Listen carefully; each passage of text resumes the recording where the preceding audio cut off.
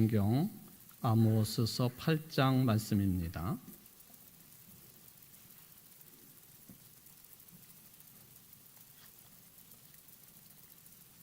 아모스 8장 11절부터 14절까지 말씀 봉독해 드리겠습니다.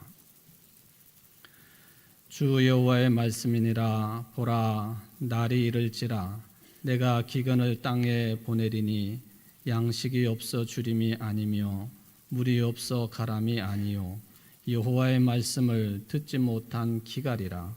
사람이 이 바다에서 저 바다까지 북쪽에서 동쪽까지 비틀거리며 여호와의 말씀을 구하려고 돌아다녀도 얻지 못하리니 그날에 아름다운 처녀와 젊은 남자가 다 갈하여 쓰러지리라. 사마리아의 죄된 우상을 두고 맹세에 이르기를 다나 내 신들이 살아있음을 두고 맹세하노라 하거나 브엘세바가 위하는 것이 살아있음을 두고 맹세하노라 하는 사람은 엎드러지고 다시 일어나지 못하리라. 아멘. 이는 하나님의 말씀입니다. 하나님께 감사합니다. 오늘도 성령께서 여러분들을 주장하셔서 예배에 집중 또 말씀에 집중하는 은총 주시기를 주의 이름으로 축원을 드립니다. 이스라엘 백성이 출애굽을 하고 얼마 되지 않아서 하나님께서는 모세를 시내산으로 부르셨습니다. 모세를 부르시고 십계명을 주셨습니다.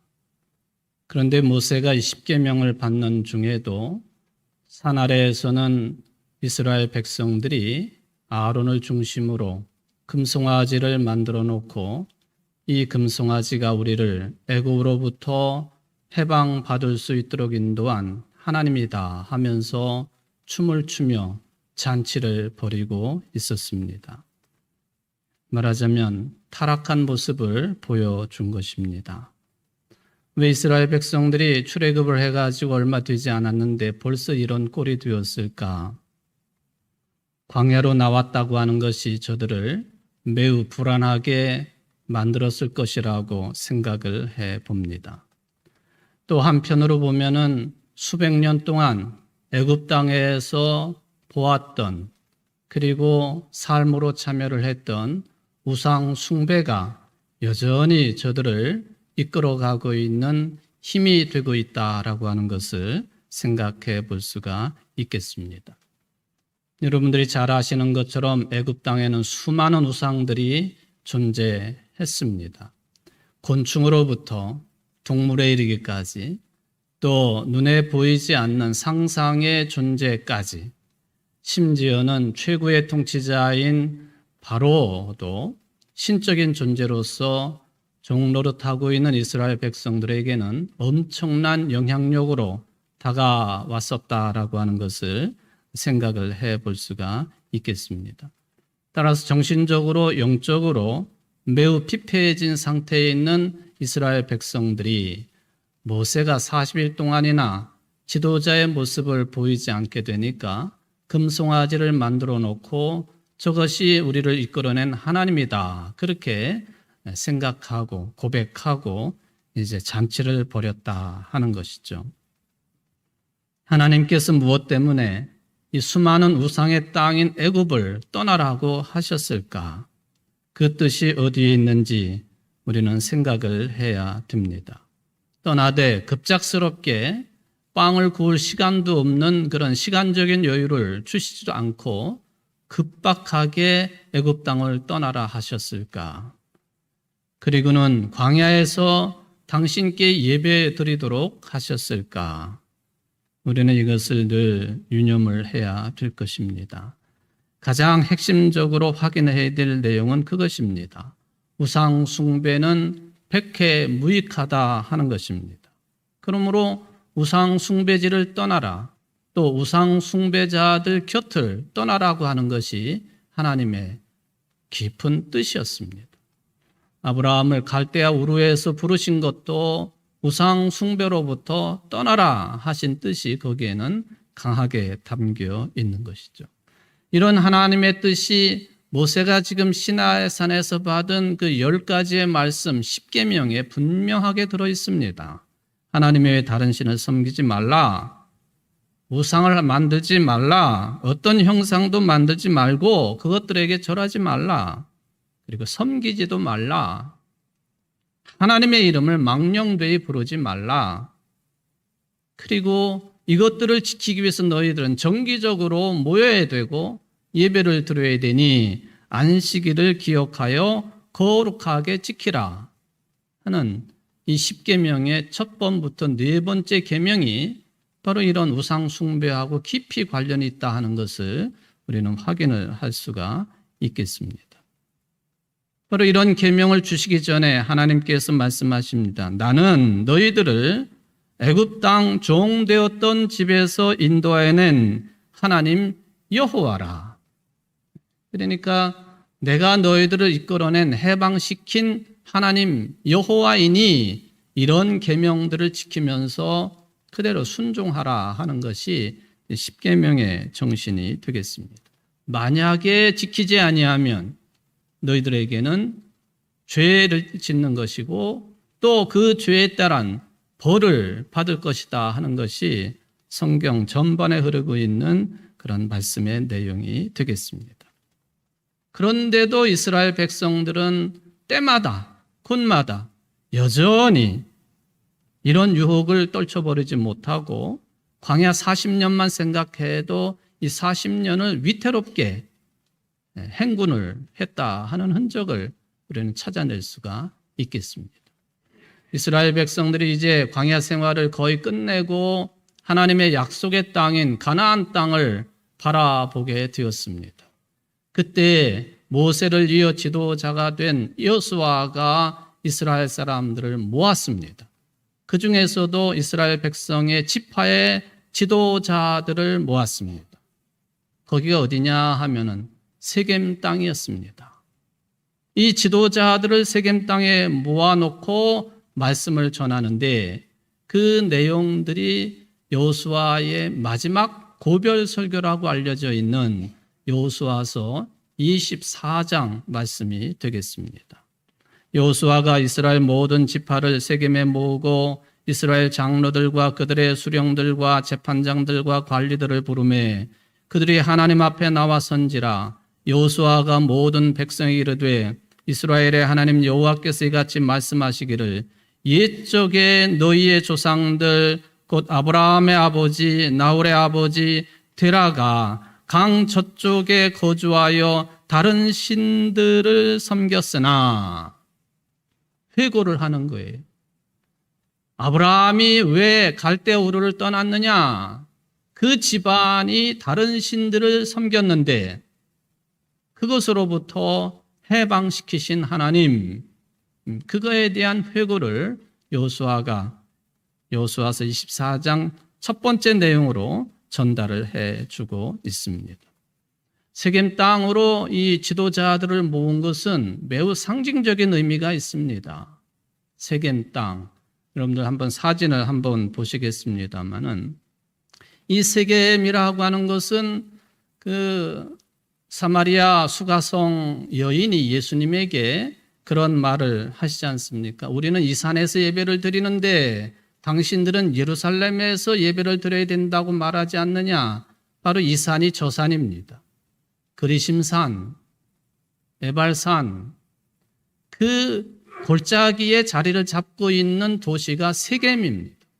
지금은 나블루스라 그렇게 부르고 있죠. 나블루스라고 하는 말은 저곳에 있던 이스라엘 백성들이 로마 시절에 강력하게 로마에 항거를 하다가 저 도시가 완전히 쑥대밭이 됐습니다.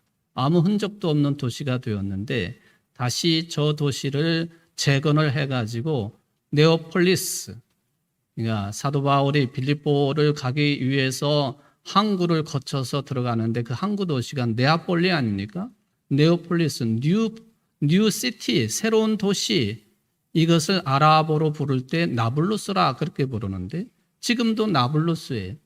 세겜 땅에 여호수아가 이스라엘 백성의 지도자들을 모았습니다. 세겜 땅은요, 아브라함 때로부터 매우 큰 역사가 일어났던 것이고 또 약속이 주어졌던 땅이라고 하는 것을 확인할 수가 있겠습니다. 하나님이 아브라함을 부르시고 창세기 12장 6절 7절에 보면은 내가 이 땅을 내 자손에게 주리라 이 약속을 받고 제단을 쌓았다 했는데 바로 그 땅이 세겜 땅, 모래, 상수리 나무 그 땅입니다. 그러니까 아브라함 때로부터 이 세겜 땅은 이스라엘 백성들에게 아주 중요한 곳이에요. 야곱도 밧다람에서 돌아와 가지고 세겜 땅을 사 가지고 그곳에 거주했다. 창세기 33장 말씀이지요. 요셉은 또 어떻습니까? 아버지 야곱의 말에 순종을 해 가지고 세겜에서 양떼를 치고 있던 형들을 찾아갔습니다. 그랬더니 이 형들이 세겜을 떠나 가지고 도단으로 옮겼습니다. 도단까지 쫓아갔다가 형들에 의해서 이제 대상들에게 종으로 팔려가는 그런 환경이 되었는데 이 야곱에게도 관련 있는 땅이 바로 이 세겜 땅이었다. 나중에 야곱은 임종 직전에 요셉의 아들인 에브라임과 므낫세에게 축복을 하면서 바로 이 세겜 땅을 더 준 것으로 창세기 48장에는 기록이 되어 있습니다. 이처럼 그 옛날부터 이스라엘 사람들에게 특히 여호수아에게는 이 세겜 땅이 가지고 있는 상징이 굉장히 컸습니다.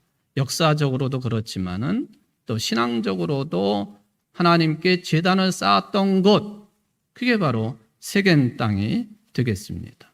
바로 이 세겜 땅에서 여호수아는 이스라엘 백성들에게 요청을 합니다.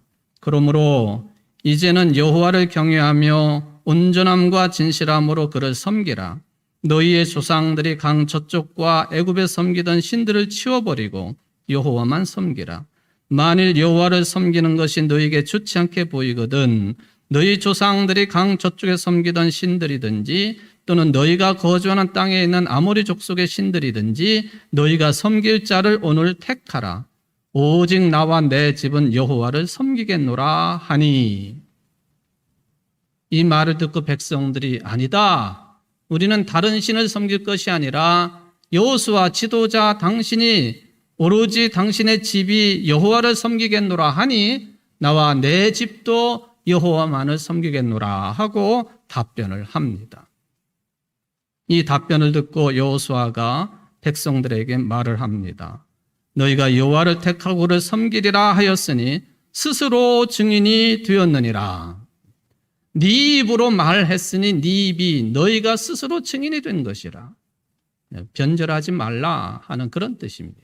다른 말 하지 말라 하는 그런 뜻이 되겠습니다. 이 말을 듣고 백성들이 말하기를 우리가 증인이 되었느니라. 자기들이 고백하고 자기들이 증인이 되는 그런 장면이 여호수아서 24장에 기록이 되어 있습니다. 여호수아가 이스라엘 백성들 이제 가나안 족속들이 자리를 차지하고 있었던 가나안 땅에 들어가야 될 이스라엘 백성들에게 강력하게 요청을 합니다. 다른 신 섬길 생각하지 말아라. 만약에 그럴 요량이라면 지금 포기해라. 여호와 하나님만을 섬겨야 된다 하는 것을 요청을 한 것이고 마지막 고별 설교로 이스라엘 백성들에게 이제 부탁을 합니다. 여기 섬기다, 여호와만을 섬긴다라고 하는 이 말씀은요, 여러 가지 개념이 있겠습니다만은 이것은 하나님의 말씀을 듣는다라고 하는 뜻과 깊이 관련이 있습니다. 섬기는 것이 뭐 이런저런 손발로 움직이는 봉사도 있겠고 뭐 여러 가지 의미가 시중두는 의미, 순종하다, 예배하다 다 들어 있습니다만은 가장 핵심적인 섬김의 모습은 뭐냐 하면은 여호와 하나님의 말씀을 듣는 일이에요. 여러분들이 교회 생활을 하면서 제일 먼저 신경 써야 될 것은 하나님의 말씀을 듣는 일이에요. 섬기고 봉사하고 하는 것은 그 다음 일들입니다. 이 하나님의 말씀 듣는 일이 제대로 자리를 잡지 아니하면 아무리 봉사를 해도 쓸모없는 일이에요. 우리가 그것을 착각하지 말아야 됩니다. 바로 섬기다라고 하는 뜻이 그런 의미를 가지고 있다 하는 것이죠. 그러므로 하나님을 섬긴다고 말하면서 말씀을 듣지 않는 것, 하나님을 섬기는 것이 아닙니다. 오히려 하나님을 가볍게 여기고 우롱하고 속이는 모습이지요. 그러면 우리가 스스로 점심으로 하나님을 섬긴다고 한다면 내가 얼마나 하나님의 말씀에 집중했는지, 그 하나님의 말씀을 잘 들었는지, 들었을 뿐만 아니라 믿었는지, 그리고 말씀에 따랐는지 우리 스스로를 정직하게 진단해 볼 필요가 있다 하는 것이죠. 바로 세겜에서 이스라엘 백성들에게 그런 권면을 했고 백성들은 약속을 했고 스스로 증인들이 된 거예요. 그런데 이스라엘 역사를 처음부터 끝까지 살펴보면요, 자신들이 증인이 되어가지고 약속한 그 약속을 제대로 지킨 적이 한 번도 없었어요. 이스라엘 역사 내내 그랬습니다. 항상 배반이에요. 항상 하나님을 떠나는 거였어요. 말씀을 귀로는 들었는지 모르지만은 삶으로 그 말씀대로 따르지 못하는 모습이 이스라엘 역사 내내 계속 이어졌다 하는 것은 참 슬픈 일입니다. 우리 개인적으로 볼 때에도 마찬가지이죠. 일평생 신앙생활은 하지만 겉으로 보면은 하나님을 섬긴 것 같지만 하나님의 말씀과 거리가 멀어졌다 하는 것은 하나님을 제대로 섬기지 못한 꼴이 된 것이다. 이거를 우리는 이스라엘 백성들의 성경의 기록을 통해서 나 자신을 찾게 되는, 보게 되는 거울로 생각하는 이유가 되겠습니다.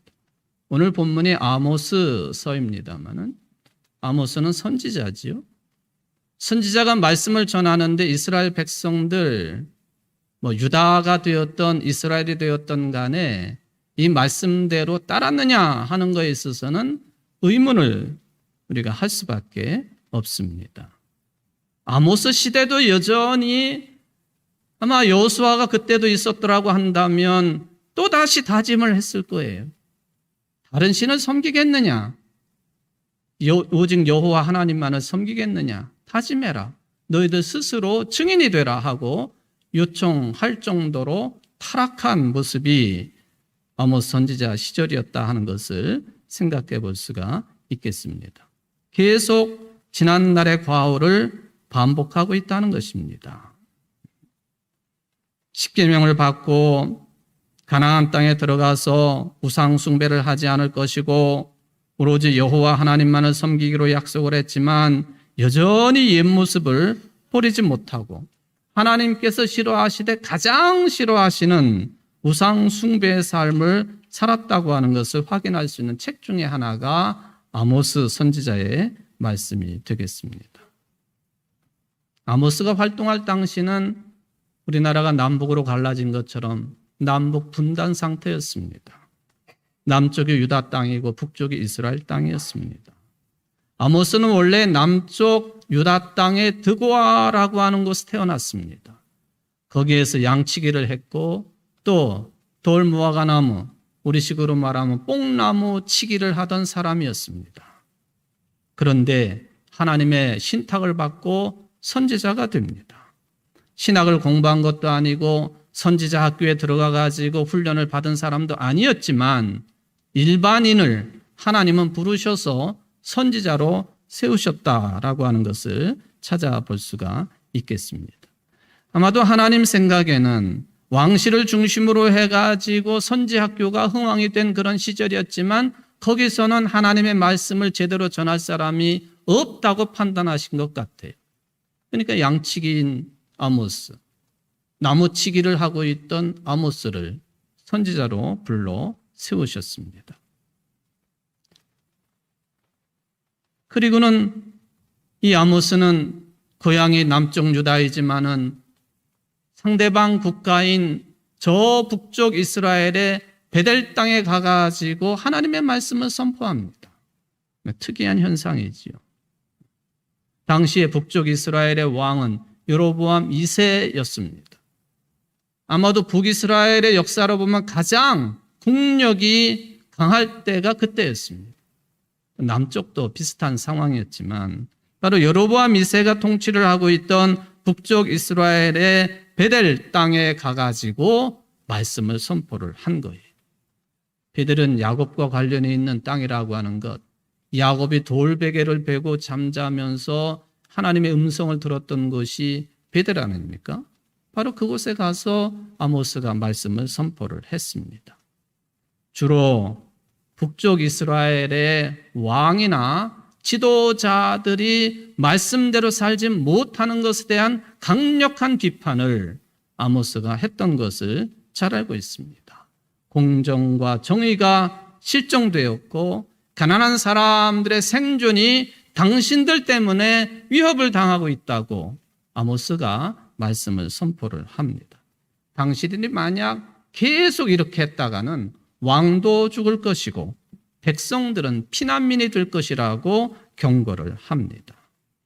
이런 말을 듣고는 아모스 7장 10절 이하에 보면은 당시에 베델 땅의 제사장이 아마샤라고 하는 이름을 가지고 있는 제사장이 있었는데 이런 아모스 선지자의 말씀을 듣고는 아마샤가 화가 났습니다. 그리고는 아모스에게 말합니다. 당신네 나라나 가서 그런 말을 하시오. 왜 여기 와가지고 선동질하고 있느냐? 정 하나님의 말씀을 전하고 싶으면 당신 나라 유대로 내려가라. 그래도 아랑곳하지 아니하고 아모스는 계속해서 지도자들을 향해서 하나님의 말씀을, 불같은 말씀을 선포를 했습니다. 어용 제사장이었던 아마샤의 말을 듣고는 오히려 아모스는 하나님의 심판을 외쳤습니다. 내 아내는 성읍 가운데 창녀가 될 것이요 내 자녀들은 칼에 엎드려질 것이고 내 땅은 측량하여 나누어질 것이고 너는 더러운 땅에서 죽을 것이고 이스라엘 백성은 꼼짝없이 사로잡혀 제가 살던 땅에서 떠날 것이다. 아모스 7장 17절 말씀입니다. 이런 말씀을 전하는 아모스 자신의 심정을 이렇게 토로를 합니다. 여호와께서 야곱의 영광을 두고 맹세하시되 내가 그들의 모든 행위를 절대로 잊지 아니하리라. 아마 이리 쫓기고 저리 쫓기고 하면서 아모스가 개인적으로도 마음에 맺힌 것이 많았을 것이에요. 그런 감정 처리가 아니라 하나님의 말씀을 선포하시되 하나님께서 그들의 모든 행위를 잊지 아니하리라. 그냥 단순하게 잊지 않는 것이 아니라 절대로 잊지 아니하리라. 아모스가 그렇게 선언을 합니다. 한에 맺힌 사람의 절규처럼 들리는 그 말씀이었습니다. 그들의 행위가 무엇인지에 대해서는 공정과 정의를 잊어버린 사람들, 가난한 사람들을 피폐하게 만들고 저들로 하여금 더 쓰러지게 만드는 그런 정책을 펴는 너희 지도자들에 대한, 북쪽 이스라엘 지도자들에 대한 아모스 선지자의 불같은 하나님의 말씀의 선포였습니다. 구체적으로 보면은 여러 가지가 있겠죠. 너무나 많은 일들이 벌어졌습니다. 아모스 선지자가 이런 북쪽 이스라엘에 하나님의 심판이 내리신다고 선포를 합니다. 땅이 흔들릴 것이라고, 주민들이 애통할 것이라고, 홍수가 날 것이라고, 해가 대낮에 지고 백주의 어둠이 찾아올 것이라고, 모두가 애통하며 애곡할 것이라고, 굵은 배로 허리를 동이고 외아들이 죽을 것이라고, 곤고한 날이 이를 것이라고. 실제적으로 이런 아모스 선지자의 외침이 있고 나서 50년쯤 지나가지고 북쪽 이스라엘은 주전 722년경에 아시리아라고 하는 대제국에 의해서 멸망당합니다. 아, 그렇지. 선지자들의 말이 그렇지. 단순하게 생각할 수도 있겠습니다만은 여러분, 구약 성경의 선지자들이 전쟁을 예측하고 이런 구체적인 심판만 선포한 것이라고 생각해서는 안 됩니다. 구약의 선지자들이 미래만을 예측을 한다든지 또는 점쟁이처럼 점을 친다든지 법사처럼 뭐 이래라 저래라 한다든지 그런 사람들은 결코 아니에요. 아모스를 비롯한 선지자들이 선포하는 가장 핵심적인 내용은 뭐냐 하면은 너희들이 믿고 계시는 하나님이 어떤 분이시냐, 그게 중심이에요. 인간의 운명이나 그것도 개인의 운명이나 어떤 한 나라 역사에 관한 구체적인 예측으로만 받아들여서는 안 된다고 하는 것이죠. 너희들이 탐욕스럽게 살았느냐? 가난한 자들을 착취했느냐? 그건 하나님을 부정하는 죄를 짓는 것이고, 그리고 하나님은 그런 죄를 그냥 두시지 아니하고 절대로 잊지 아니하시고 갚아주시는 분이시다. 이게 아모스 선지자가 북쪽 이스라엘을 향해 선포한 내용이 되겠습니다.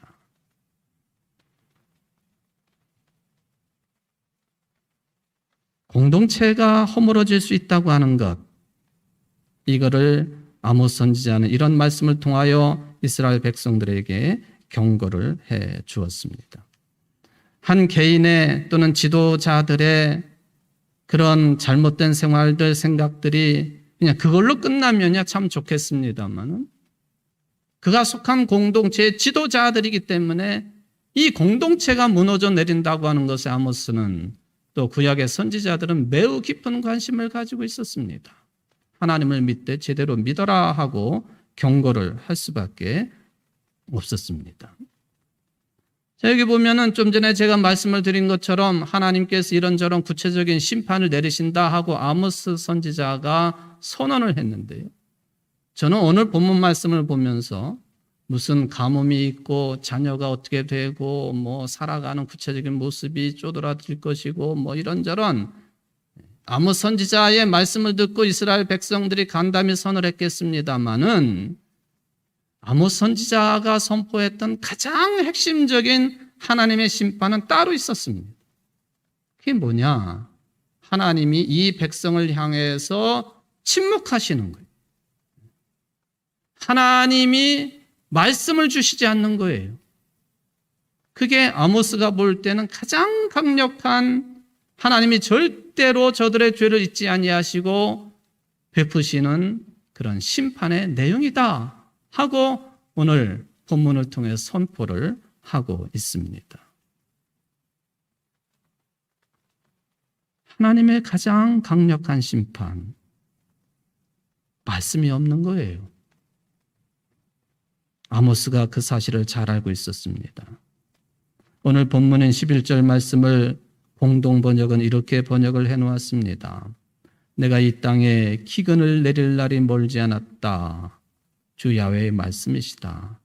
양식이 없어 배고픈 것이 아니요 물이 없어 목마른 것이 아니라 야훼의 말씀을 들을 수 없어 굶주린 것이다. 이게 하나님의 가장 강력한 심판이라고 선언한 거예요. 기근만 들어도 고통스럽지 않습니까?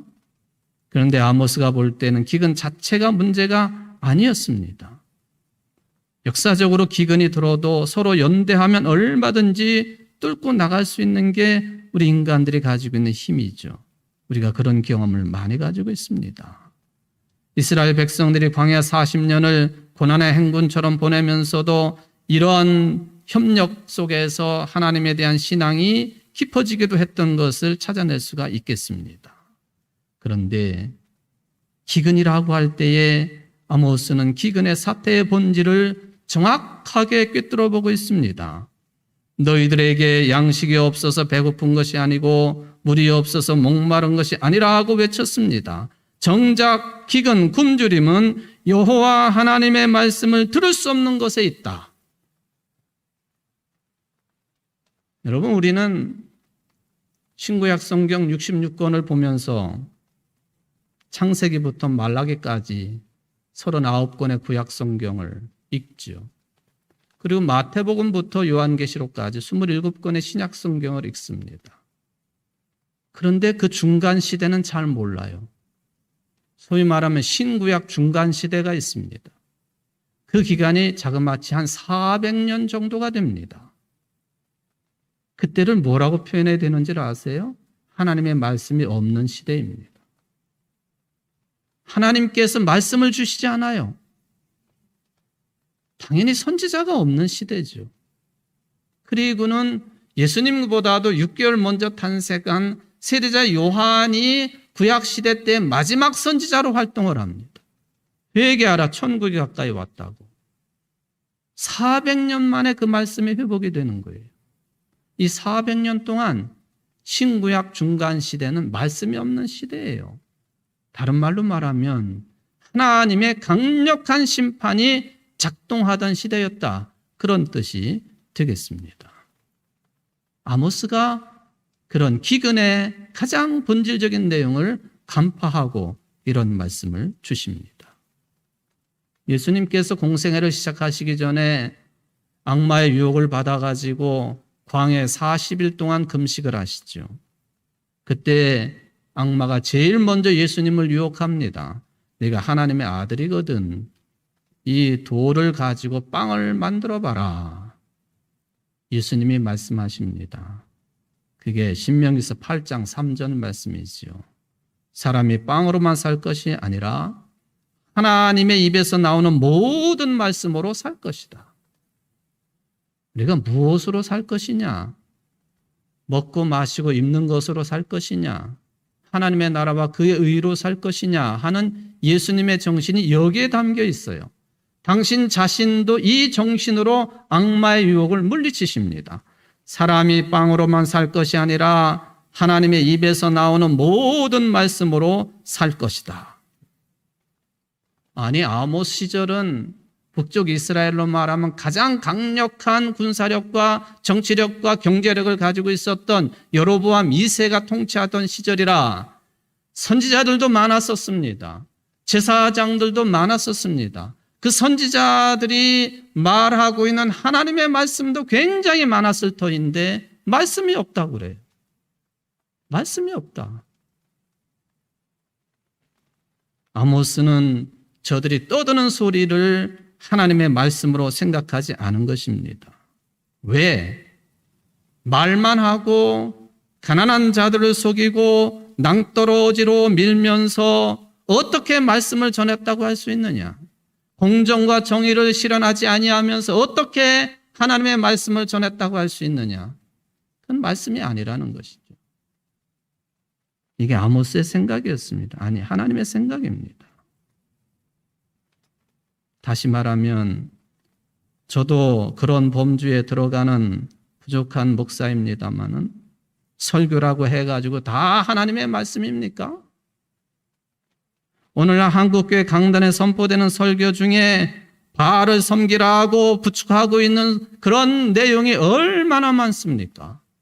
복받으라, 복받으라, 돈 많이 벌라, 잘되라, 잘되라, 거짓 평화를 선언하는 그런 말씀들이 얼마나 많으냐는 거예요.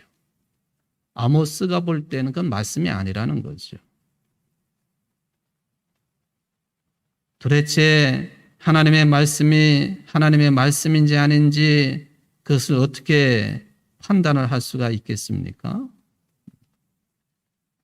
우리의 굶주린 상태에서 우리가 뭘 생각하고 무엇을 지향하고 있는지를 찾아보면은 하나님의 말씀인지 아닌지 그 말씀을 들었는지 아닌 들었는지 판단해 줄 수 있겠다 생각해 봅니다. 여러분들 굶주리면 무엇을 찾습니까? 먹을 것 찾지요. 또 돈을 찾게 되어 있습니다. 바로 이 돈을 추구하는 끝판왕이 오늘 아모스 선지자가 지적한 것처럼 흰 한 켤레로 가난한 사람들을 사고 팔고 하는 그 행위입니다. 북쪽 이스라엘이 그랬다는 거예요. 남쪽 유다도 마찬가지입니다. 물론 돈이 없으면 살기가 어렵고 불편하지요. 돈은 있어야 됩니다. 지난번 피아노 콩쿨 대회에서 1등을 했던 우리나라 임윤찬 군. 그 사람이 어른 같은 말을 합니다. 나는 산속에 들어가가지고 계속 피아노만 쳤으면 좋겠는데 그렇게 하다가 보면은 이게 돈을 벌 수가 없어서 경연대회도 나오고 그렇게 합니다. 그런 이야기를 덤덤하게 합니다. 여러분, 돈 버는 게 목적이 되는 것하고 먹기 위해서 돈 버는 것하고는 다른 것이죠. 우리 한 가지 사실은 잊지 말아야 됩니다. 돈에 기울어질수록 영혼의 만족은 거리가 멀어진다는 거예요. 예수님이 마태복음 6장 24절에서 말씀하시죠. 아무도 두 주인을 섬길 수 없다. 한편을 미워하고 다른 편을 사랑하거나 한편을 존중하고 다른 편을 업신여기게 된다. 너희는 하나님과 재물을 아울러 섬길 수 없다. 여기 섬긴다라고 하는 말은요, 아까 말씀을 듣는다라고 하는 그 말과 비교를 했습니다마는 헬라어로 번역된 이 섬긴다는 노예가 된다는 뜻이에요. 돈의 노예가 되든지 하나님의 종이 되든지 말씀이 살아있는 그런 살아있는 말씀을 들었을 때에는 절대로 돈의 노예가 될 수가 없는 것이죠. 하나님의 종이 되는 것이죠. 어느 날 사탄이요 10개의 병을 들고는 한 청년을 찾아왔습니다. 그리고는 여기 10개의 병 중에 9개의 병에는 꿀물이 들어있고 1개 병에는 독약이 들어있다.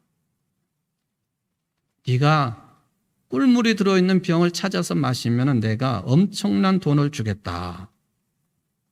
처음 생각할 때는 이게 10분의 1인데 자칫 잘못하면 독약이 든 것을 먹을 수가 있지 않겠습니까? 청년이 머뭇거리면서 거절을 했어요. 그런데 이 사탄이 계속 유혹을 합니다. 골라보라고, 골라. 이 청년이 하도 그러니까 에이, 10병 중에 한 병인데 하면서 떨리는 손으로 10개 중에 한 병을 골라 마셨어요. 근데 그게 꿀물이었어요. 사탄이 엄청난 돈을 갖다 주었습니다. 그래도 청년이 아직 정신이 살아있어가지고 다시는 날 찾아오지 말라고 아주 큰 야단을 쳤습니다. 그런데 사탄이 또 찾아왔어요. 9개 남았지. 네가 꿀물을 또 찾아 마시면 전번보다도 2배를 더 줄게. 2배를. 그래가지고 청년이 돈을 많이 벌었어요. 그 번 돈을 가지고 좋을 대로 다 했습니다.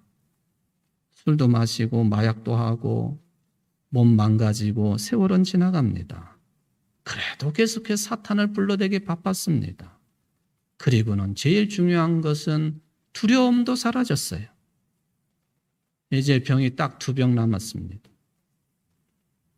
돈벼락을 맞느냐 죽느냐 마지막 인생의 승부를 거는 지경에 이르렀습니다. 이미 나이가 많이 들어가지고 노인네가 된 그 사람, 이제 마지막 병을 식은땀을 흘리면서 침을 꿀꺽 삼키면서 선택을 하고 마셨더니 안 죽었어요.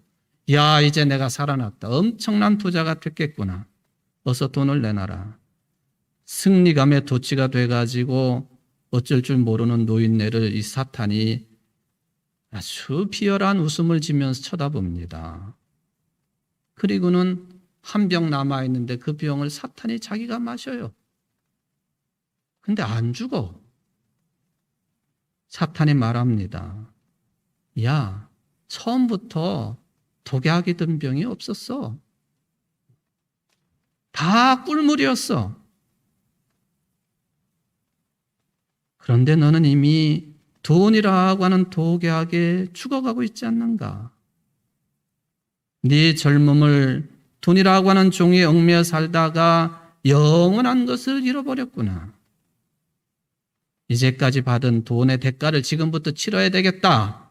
나 있는 곳으로 와가지고 고통과 함께 네가 받은 돈을 지불해야 될 것이다. 이게 아주 심각한 내용 아닙니까? 다 꿀물이에요. 다 꿀물. 두려움도 사라지고 돈에 얽매여 살아가는 인간의 모습을 비유한 재미는 없지만 하나의 예화입니다. 여러분들이 잘 알고 있는 그리스의 철학자, 하나님을 믿은 사람은 아니지만은 플라톤이 이런 기도를 합니다. 오 사랑하는 판과 여기에 있는 모든 신들이여, 내 마음속을 아름답게 하소서. 내가 밖에서 가지고 있는 선들이 나의 본질과 일치하게 해 주옵소서. 나에게는 현명한 자가 부자처럼 생각되게 해 주옵소서. 그러나 돈은 금욕하는 사람들이 가지고 다니는 정도도 무거운 짐이 되게 하소서. 플라톤이 하나님을 믿지는 않았지만 이런 기도를 드렸다고 하는 기록이 남아 있습니다. 여러분들이 어딜 가서 하나님의 말씀을 들을 수 있고 얻을 수 있겠습니까?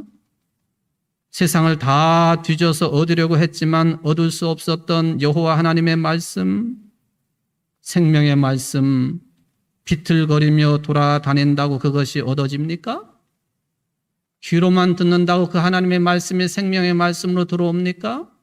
아니에요. 아모스 선지자가 지적한 것처럼 북쪽 이스라엘의 지도자들이 가난한 자를 업신여기거나 공정과 정의를 무시하거나 신한켤레 값으로 가난한 사람들을 사고팔고 하거나 돈에 얽매여 살면서 귀로는 하나님의 말씀을 듣는다고 해가지고 그것이 하나님의 말씀이냐? 내가 비틀거리고 쓰러져 다니면서도 하나님의 말씀을 듣는다고 하느냐? 그게 아니라는 거예요.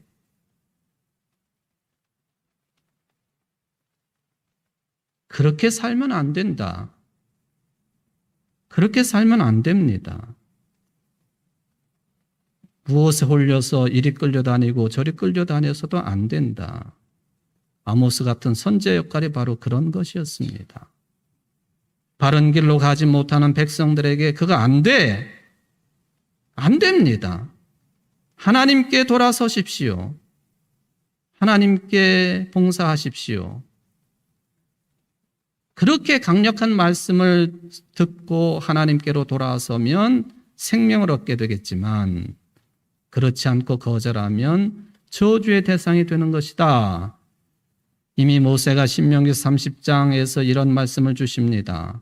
내가 내게 진술한 모든 복과 저주가 내게 임함으로 내가 내 하나님 여호와로부터 쫓겨간 모든 나라 가운데서 이 일이 마음에서 기억이 나거든 너와 내 자손이 내 하나님 여호와께 돌아와 내가 오늘 내게 명령한 것을 온전히 따라 마음을 다하고 뜻을 다하여 여호와의 말씀을 청종하면 네 하나님 여호와께서 마음을 돌이키시고 너를 긍휼히 여기사 포로에서 돌아오게 하시되 네 하나님 여호와께서 흩으신 그 모든 백성 중에서 너를 모으시리니 네 쫓겨간 자들이 하늘가에 있을지라도 네 하나님 여호와께서 거기서 너를 모으실 것이며 거기서부터 너를 이끄실 것이라.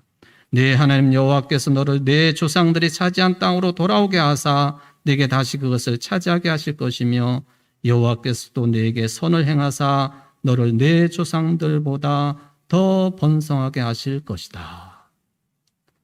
사랑하는 성도 여러분, 하나님의 말씀을 잘 분간해서 들으십시오. 그리고 공정과 정의의 삶을 잘 살아가십시오. 돈에 얽매이지 마십시오. 가난한 자들을 무시하지 마십시오. 말씀을 듣고 그렇게 사는 자들에게 내 조상들보다도 더 잘 되게 하시리라고 하는 약속의 말씀이 또 그 주인공들이 여러분들 되시기를 주의 이름으로 축원을 드립니다. 자비로우신 하나님 아버지 감사를 드립니다. 우리가 아무리 헤매고 떠돌아다녀도 찾지 못할 것이 하나님의 말씀이라고 선포를 하십니다. 공정과 정의의 삶을 살지 못하면서 사랑하지 못하면서 섬기지 못하면서 나는 하나님의 말씀을 찾으러 돌아다닌다. 그런 말은 안 된다고 하십니다. 주님 주시는 말씀을 늘 귀담아 듣고 마음에 새기고 그리고는 머리에 새기고 그 말씀대로 순종하며 세상에서 하나님을 사랑하고 이웃을 잘 사랑하며 살아갈 줄 아는 우리 청주제일교회 모든 성도들이 되게 하셔서 우리의 조상들보다도 더 잘된 삶을 누리기에 부족함이 없는 복된 성도들의 삶이 이루어질 수 있도록 축복하여 주옵소서. 예수님의 말씀으로 예수님의 이름으로 간절히 기도하옵나이다. 아멘.